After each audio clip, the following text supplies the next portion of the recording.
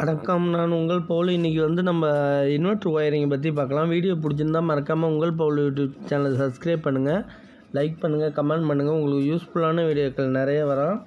Inverter wire இருக்கிறத பற்றி டீட்டெயிலாக பார்க்கலாம். நம்ம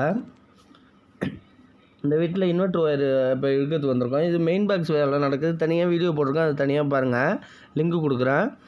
இந்த வீட்டில் எல்லாத்துக்கும் இன்வெர்டர் ஒயர் இழுக்கல. இதில் பழைய செக்ஷனாக இருக்குது. இதில் இன்வெர்டர் ஒயர் இழுக்கல. அதனால ஒரு போர்டுக்கும் ஒரு ஒயர் இழுத்துக்கிட்டோம். நம்ம மெயினில் என்ன தனித்தனியாக போகுது, அதனால் பிரச்சனை இல்லாமல் ஒரு 1 ஸ்கொயர் ஒயர் இழுத்துக்கிட்டோம். பழைய ஒயர் வச்சுருந்தாங்க, க்ரீன் கலர் ஒயரு.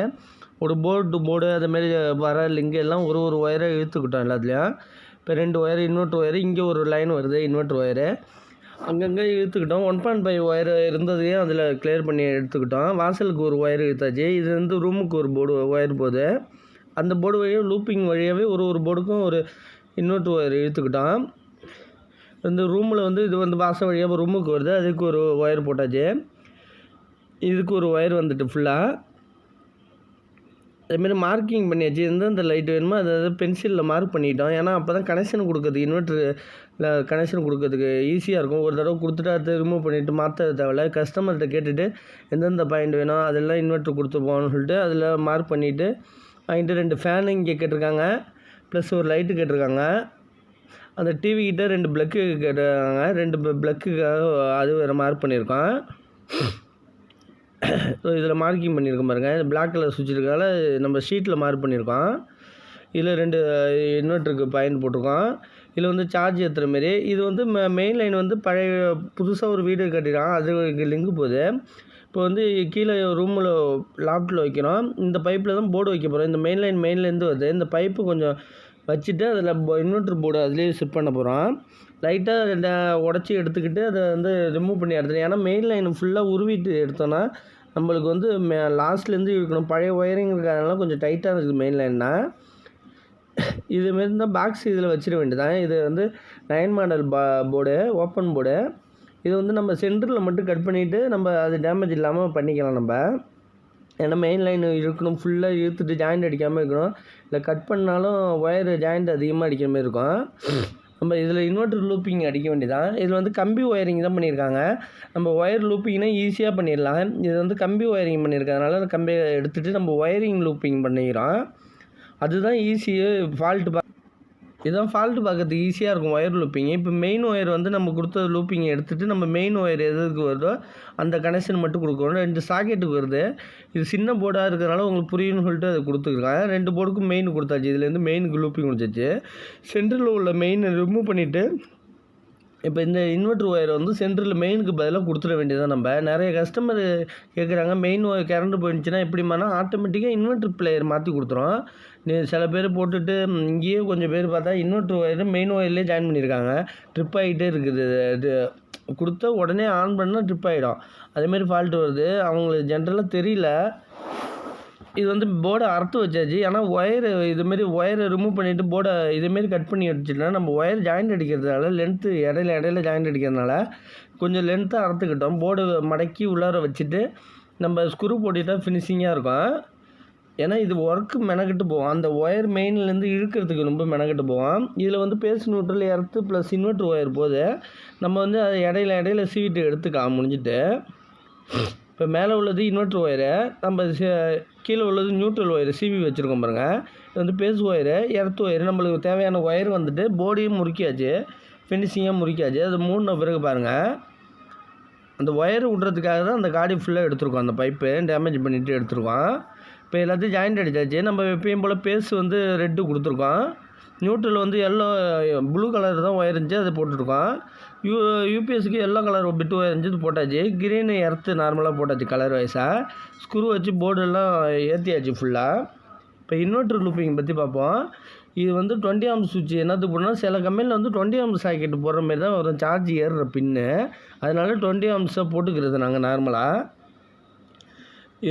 இதில் 20 ஆம்ஸாக போட்டுக்கிறது அதில் ஃபுல்லாக. இப்போ இந்த 2-வே சுவிட்ச் என்னத்துக்கு வச்சுருக்கோன்னா ஈபிலேருந்து நம்ம ஈபி ஏதாச்சும் இன்வெர்ட்டர் ஃபால்ட்டாக இருந்துச்சு அதனால் இருந்துச்சுன்னா நம்ம இந்த கஸ்டமர் அந்த சுவிட்சை மட்டும் மாற்றி விட்டுக்க சொல்லுவோம். அப்போ ஈபிக்கு மாறிக்கும் இன்வெர்ட்டர் ஃபால்ட்டாக இருக்கிறப்ப.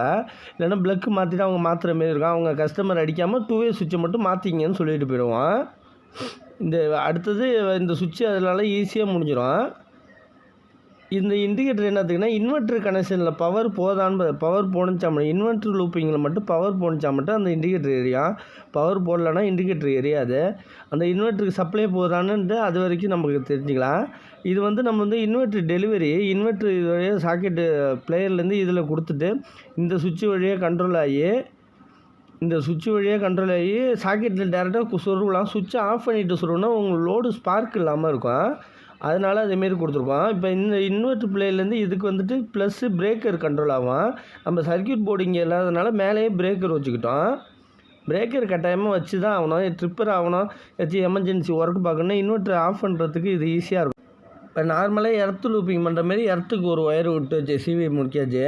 நியூட்ரல் வந்து நம்ம நார்மலாக எப்பயும் கனெக்ஷன் அடிக்கிற மாதிரி நியூட்ரல் கனெக்ஷன் கொடுத்துக்க வேண்டியதான். நம்ம இப்போ வந்து இதில் வந்து 2 வே சுவிட்சில் வந்து டாப்லேருந்து வந்து நம்ம பவர் சப்ளை கொடுக்காம அந்த சப்ளையில் கொடுத்துக்க வேண்டியதான். இது வழியாகவும் நம்மளுக்கு சார்ஜர் ஏறிக்கும். ப்ளஸ்ஸு நம்ம 2 வே சுவிட்சுக்கு பவர் போயிடும். ஈபிலேருந்து இன்வெர்ட்டருக்கு 2 வே மாற்றுறதுக்கு. இப்போ நார்மலாக நியூட்ரல் எல்லாம் கொடுக்குற மாரி போட்டாச்சு. இந்த பாயிண்ட்டுக்கு லூப்பிங் இது வழியாக இன்வெர்ட்டர் கனெக்ஷன் வந்து இது வழியாக டெலிவரி ஆகி இந்த 2 வே சுவிட்சில் வந்து நிற்கும். ஒன்று வந்து டாப்பில் வந்து பேஸ் இருக்குது, கீழே வந்து இன்வெர்ட்டர் இருக்குது. இன்வெர்ட்டர் லோடு அப்படியே இண்டிகேட்டர் கனெக்ட் பண்ணியிருக்கேன் பாருங்கள் சென்டரில். அப்போ இன்வெர்ட்டர் ஒயருக்கு சப்ளை வந்துச்சுன்னா அது ஆன் ஆகும். இதில் வந்து பிரேக்கர் டெலிவரி கொடுத்துருக்கோம். இதில் வந்து இன்வெர்ட்டர் டெலிவரி வந்து பிரேக்கர் 10 ஆம்ஸ் போட்டிருக்கோம். நம்ம லோடு அதிகமாக கொடுக்காததுனால 10 ஆம்ஸ் போட்டிருக்கோம். இது வந்து நார்மலாக பேச அதில் கொடுத்துட வேண்டியது. நார்மலாக பேச வந்து முறுக்கிட வேண்டியதான். இதில் வந்து எர்த்து நார்மலாக கொடுத்துட வேண்டியதான். நியூட்ரல் நார்மலாக கொடுத்துருவோம். இன்வெர்ட்டர் வந்து நம்ம லோடில் கொடுத்துட வேண்டியதான். அவ்வளோதான் ஒயரிங்க. சிம்பிளான மெத்தட் தான். நிறைய பேர் டவுட்டு கிளியர் பண்ணி நிறைய பேர் 2 பின்லேயே வச்சு இதை கதையை முடிச்சுடுவாங்க. அது ஈஸியான மெத்தடு தான். ஒர்க்கு ஈஸி, ஆனால் மற்றதுக்கு கஷ்டம். இப்போ எல்லாத்தையும் ஜாயின் அடித்து லூப்பிங்க நார்மலாக எப்பயும் கொடுக்குற மாரி கொடுத்துட்ருவேன். ஏதாச்சும் டவுட்டாக இருந்தால் நம்பர் கொடுத்துருக்கேன், கால் பண்ணி கேளுங்க. 2 பின்னில் கொடுத்தா நான் நிறைய பேர் கமெண்ட் பண்ணுறீங்க. 2 பின்னில் கொடுத்துலாம் ஈஸி, ஒர்க்கு நம்மளுக்கு தான் ஈஸி. ஆனால் வந்து இதேமாரி கொடுத்தா தான் உங்களுக்கு நல்லா கஸ்டமருக்கும் நல்லா திருப்தியாக இருக்கும். ப்ளஸ் 2 வே ஈஸியான மெத்தடாக இருக்கும். கஸ்டமர் அடிக்கடி ஏதாச்சும் இன்வெர்ட்டர் ஃபால்ட்னா 2 வே மாற்றிக்கிட்டு அதை சொல்கிற முடிச்சுப்பாங்க. மற்ற லூப்பிங் எல்லாத்தையும் கரெக்டாக பண்ணி முடிச்சாச்சு. நம்ம இன்வெர்ட்டர் மெயினையும் வந்து பிரேக்கரில் டெலிவரியில் வந்து கனெக்ட் பண்ணியாச்சு. இப்போ எல்லாமே கரெக்டாக முடிச்சுட்டு பாருங்கள். அதனால தான் இது 20 amps plus 20 amps socket, breaker, அடுத்து 2 வே சுவிட்சு, இண்டிகேட்டர், இவ்வளோ மெத்தடு நாங்கள் வச்சுருக்கோம். ஏன்னா நிறைய பேர் கஸ்டமர் சின்ன ஃபால்ட்டு பார்க்குறப்ப தான் அதோட கஷ்டங்கள் தெரியும். இப்போ இதெல்லாம் ஃபிட் பண்ணியாச்சு. இதில் வந்து இதெல்லாம் முறிக்காச்சு. இதில் வந்து 2 ஸ்க்ரூ மட்டும் கடையிலேருந்து வரல, அது மட்டும் பேக்கேஜில் இல்லை, அதனால் மாற்றினோம். இப்போ வந்து இந்த பின்னு என்னத்துக்கு தான் நம்ம பிளேயர்லேருந்து கனெக்ட் பண்ணுறதுக்காக உள்ள பின்னு. நம்ம இன்வெர்ட்டர் இன்னும் இங்கே பர்ச்சேஸ் பண்ணல. இன்வெர்ட்டர் வந்தாலுமே நான் அசம்பிள் பண்ணுற வீடியோ போடுறேன் தனியாக. இது வந்து போலக்ஸ் கம்பெனியில் இந்த 5 ஆம்ஸில் இல்லை இப்போ இந்த டெலிவரியில் வைக்கிறதுக்காக சும்மா மாட்டி வச்சுருக்கோம். இப்போ ஜாமான் வாங்குறப்பே அது வாங்கியாச்சு. ஒரு ஒயரை மட்டும் போட்டு நம்ம பேஸில் கனெக்ட் பண்ணிக்க வேண்டியதான்.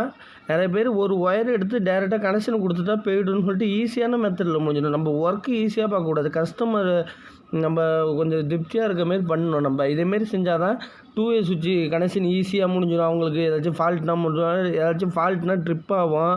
இதேமாரி கண்ட்ரோல் ஆஃப் பண்ணுங்கன்னு நம்ம ஃபோன் அடித்து சொல்கிறதுக்கு கரெக்டாக இருக்கும்.